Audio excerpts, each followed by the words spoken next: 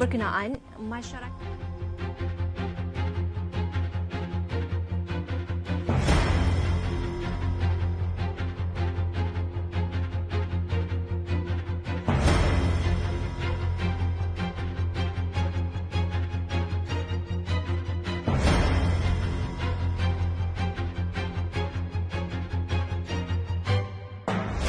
Hai, Assalamualaikum warahmatullahi wabarakatuh. Diucapkan kepada Dr. Syazwani binti Amir selaku pensyarah yang saya kasihi. Baik, saya dari Kumpulan 5 iaitu Muhammad Hazal bin Samsudi bersama dengan Syahira, Huda, Inaida dan Iman akan mempertahankan tajuk yang berkaitan dengan isu penderaan kanak-kanak. Menurut Akta Kanak-kanak 2001, kanak-kanak merujuk kepada seseorang yang berumur 18 tahun dan ke bawah. Menurut statistik yang dikeluarkan oleh Jabatan Pendaftaran Negara, pada akhir tahun 2021, kanak-kanak di Malaysia dianggarkan berjumlah 9.13 juta, iaitu bersamaan dengan 27.88% daripada jumlah populasi rakyat Malaysia. Jadi, boleh dikatakan bahawa lebih daripada 1/4 daripada populasi rakyat Malaysia sebenarnya didiami oleh golongan kanak-kanak. Malaysia telah meratifikasikan Konvensyen mengenai hak kanak-kanak untuk memberi tumpuan kepada kebajikan dan kesejahteraan terhadap golongan kanak-kanak. Baik, konvensyen tersebut telah memfokuskan 4 aspek yang penting, iaitu kelangsungan hidup, perlindungan, perkembangan serta penyertaan sebagai inisiatif untuk melindungi hak asasi kanak-kanak. Lain daripada itu, pihak kerajaan Malaysia juga telah mewujudkan dasar kanak-kanak negara untuk memberi perlindungan terhadap hak asasi kanak-kanak. Apa itu perlindungan hak asasi kanak-kanak? Baik, perlindungan hak asasi kanak-kanak merujuk kepada strategi dan aktiviti untuk mencegah dan bertindak balas terhadap pengabaian, penderaan, keganasan dan eksploitasi terhadap kanak-kanak melalui akta dan undang-undang yang sedia ada. Baik, sekarang saya akan menerangkan mengenai definisi penderaan kanak-kanak. Penderaan kanak-kanak membawa maksud dera atau satu perbuatan zalim yang dilakukan kepada golongan yang berumur 18 tahun dan ke bawah.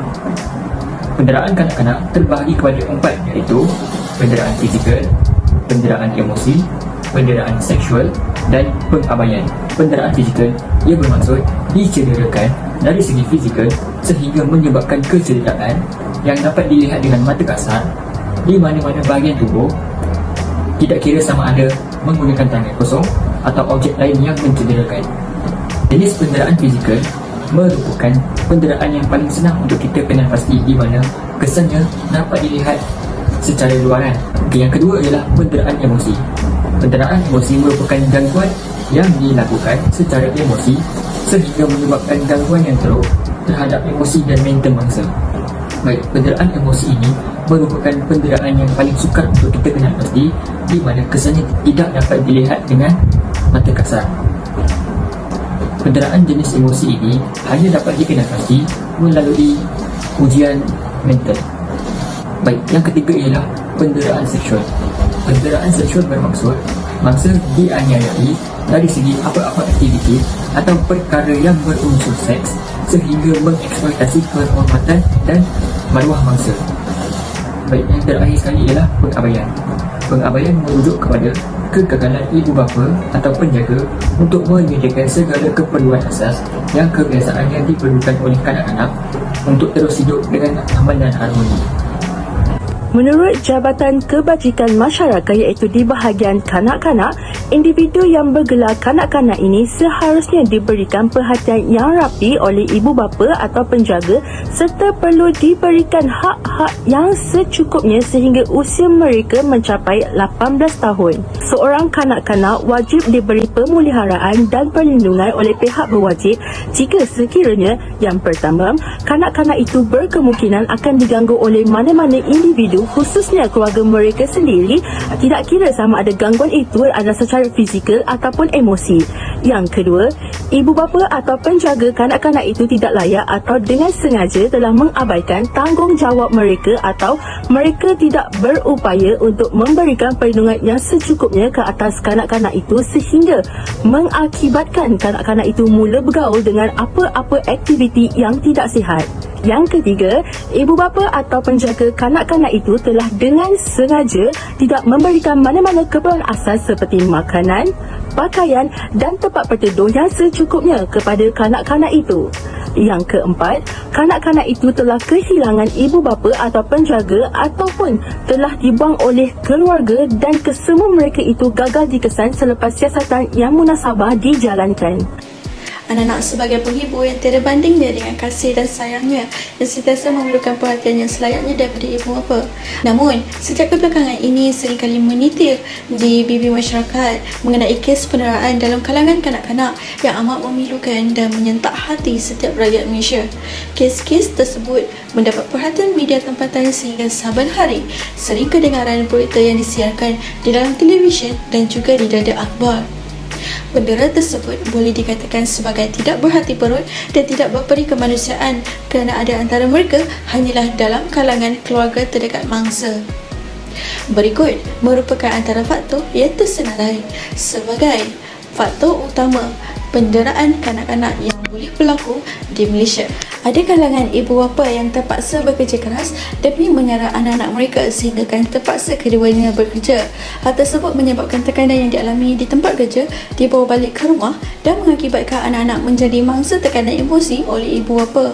Perangai anak-anak yang masih kecil dan perlukan perhatian ibu bapa boleh menyebabkan tekanan perasaan melebihi batas. Namun, sikap ibu bapa yang sambil lewa melepaskan tekanan mereka kepada anak-anak yang sangat memerlukan perhatian mereka adalah sangat membimbangkan.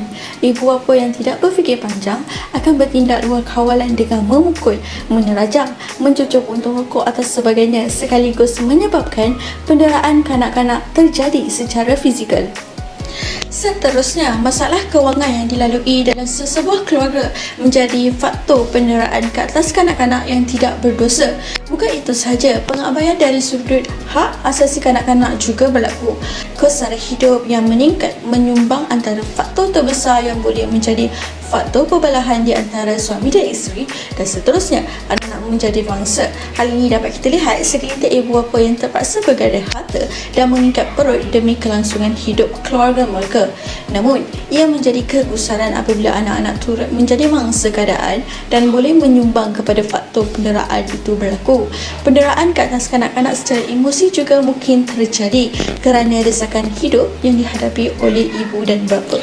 Kurangnya pendedahan ilmu agama turut menjadi salah satu faktor penderaan kanak-kanak berlaku.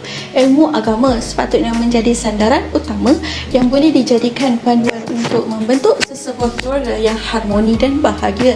Agama telah menunjukkan panduan yang terbaik dalam menguruskan keluarga. Bukan itu sahaja, ibu bapa juga perlu mempelajari secara mendalam tentang bagaimana menjadi ibu bapa yang terbaik atau dikenali sebagai ilmu parenting.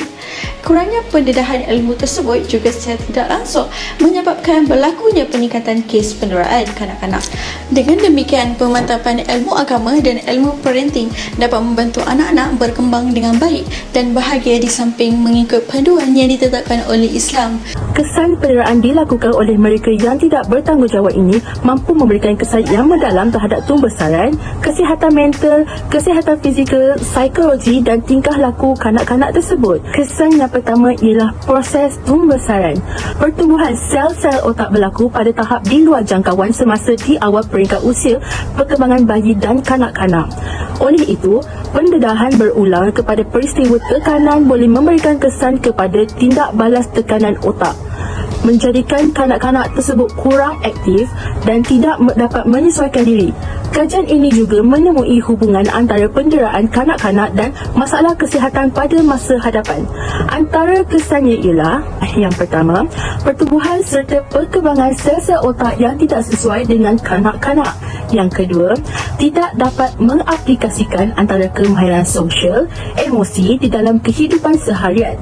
Yang ketiga, anggota tubuh badan akan mengalami kecacatan.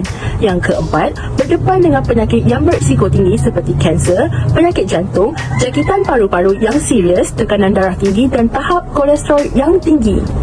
Kesan penderaan yang kedua ialah psikologi.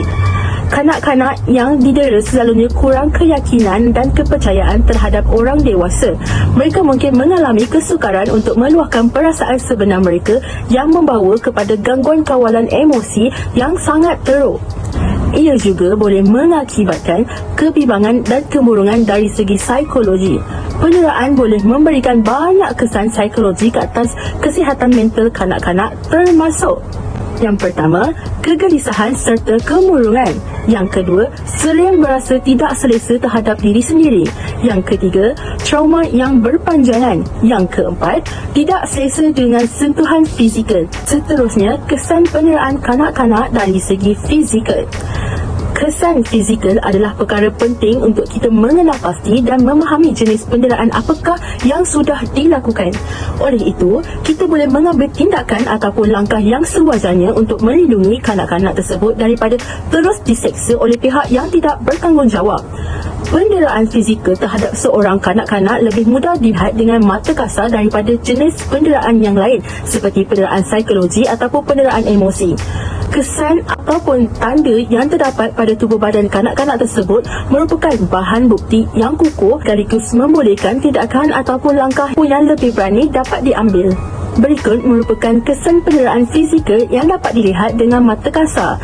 Yang pertama, mempunyai kesan luka ataupun lebam pada tubuh badan mereka. Yang kedua, terselia ataupun keretakan pada tulang. Yang ketiga, melecur pada tubuh badan. Yang keempat, menghadapi kesulitan ketika ingin melakukan aktiviti seperti berjalan ataupun ketika ingin berdiri. Yang kelima, kesakitan lebam ataupun pendarahan pada bahagian alat sulit. Kesan penderaan terhadap kanak-kanak yang terakhir ialah dari segi tingkah laku. Akibat daripada penderaan atau pengabaian yang berterusan boleh menyebabkan seseorang kanak-kanak itu seringkali kurang percaya akan diri mereka dan tidak mempercayai sesiapa pun orang di sekitar mereka. Mereka merasakan sukar untuk mengungkapkan isi hati mereka yang sebenarnya sehingga mengganggu akal fikiran mereka sekaligus menjadikan mereka berasa stres. Dalam beberapa kes, penderaan yang berterusan sehingga mereka menginjak dewasa mampu membuatkan seseorang kanak-kanak tersebut mengalami berbagai kesan seperti kemurungan yang sangat teruk. Antara kesan daripadanya ialah yang pertama, mencuba untuk mencederakan diri mereka dengan menggunakan pelbagai cara. Yang kedua, waktu tidur yang tidak teratur. Yang ketiga, suka bersendirian di tempat gelap dan berjauhan dengan orang lain. Yang keempat, kurang selera makan. Yang kelima, suka memberikan perhatian terhadap sesuatu perkara. Dan yang terakhir sekali, mudah menangis. Jadual di atas menunjukkan statistik kes penderaan kanak-kanak di Malaysia pada tahun 2017 yang disediakan oleh Jabatan Kebajikan Malaysia. Terdapat 6 kategori penderaan yang dialami oleh kanak-kanak di Malaysia. Antaranya ialah fizikal, emosi, penderaan seksual, pengabaian. Penderaan akibat kecoyan dapat dibahagikan kepada 3 kategori iaitu pengabaian pengawasan yang mengakibatkan kemudaratan, penderaan kanak-kanak dan pengabaian tanggungjawab. Kategori lain kes pengabaian dan penderaan juga melibatkan kanak-kanak secara langsung atau tidak langsung oleh ibu bapa dan penjaga mereka. Setiap kategori penderaan ini telah pun disediakan di bawah Seksyen 17 bahagian V Akta Kanak-Kanak 2001, kanak-kanak yang memerlukan penjagaan dan perlindungan. Antara kategori tersebut adalah kategori penderaan fizikal, kategori penderaan emosi, kategori penderaan seksual, kecuaian, penebian dan pengabaian hak asasi manusia dan penepian lain. Menurut jadual di atas, terdapat 555 kes baharu yang telah pun direkodkan pada tahun 2017 berbanding daripada tahun 2016, di mana 5,537 daripadanya telah pun dilaporkan sepanjang tahun. Ia juga menjadikan jumlah kes pada tahun itu paling tinggi dalam rekod sepanjang tahun 2013 hingga tahun 2017. Jumlah yang meningkat ini telah menunjukkan bahawa kes penderaan di Malaysia telah pun meningkat dan perlulah ditangani dengan segera. Penyelidikan juga telah menunjukkan bahawa kanak-kanak perempuanlah yang paling berkemungkinan untuk dijadikan mangsa jenayah penderaan seksual berbanding daripada kanak-kanak lelaki. Walau bagaimanapun, dari segi kategori kes penderaan yang lain, jumlah perbezaan antara kanak-kanak perempuan dan kanak-kanak lelaki tidak jauh beza. Berdasarkan statistik yang dilaporkan, jenis penderaan kanak-kanak di Malaysia dianalisis untuk mengenal pasti secara khusus kategori kes peningkatan dan rekod tinggi yang memerlukan perhatian.